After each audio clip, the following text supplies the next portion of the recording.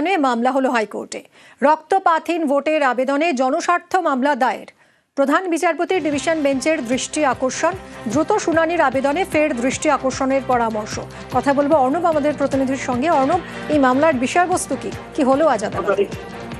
দেখো, প্রধান বিচারপতি ডিভিশন বেঞ্চে জনস্বার্থ মামলা দৃষ্টি আকর্ষণ করে যা বলা হয়েছে, 2021 সালে যে বিধানসভা ভোট রাজ্যবাসী রেখেছিল, সেখান থেকে কিছুটা হলেও শিক্ষা নিয়ে যাতে সেই ঘটনার কোনো পুনরাবৃত্তি ভোট পর্বে বা ভোট মেটার পর ভোট পরবর্তী পর্বে না হয়, সেটাকেই এনশিওর করা এই জনস্বার্থ মামলার মূল উদ্দেশ্য।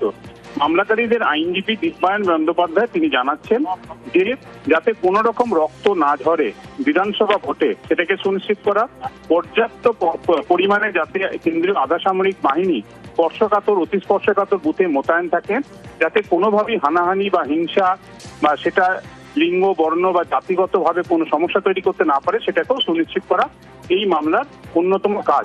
2021 পর অনেকেই ঘর ছাড়া হন বিধানসভা ভোটের পর। অবশ্যই রাজনৈতিক কর্মী ছাড়া যে রাজনৈতিক দলেরই হোক না কেন, সেই ঘটনাটা যাতে পুনরাবৃত্তি না ঘটে, তাই এক্ষেত্রে কলকাতা হাইকোর্টের প্রধান বিচারপতি থেকে জনস্বার্থ মামলা দায়ের করা হয়েছে। তবে শুনানি কবে হবে, জরুরি ভিত্তিতে শুনানি চাওয়া হয়েছিল।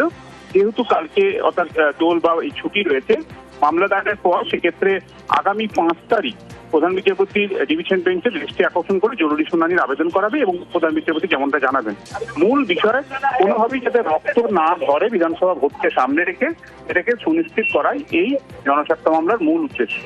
ধন্যবাদ অর্ণব।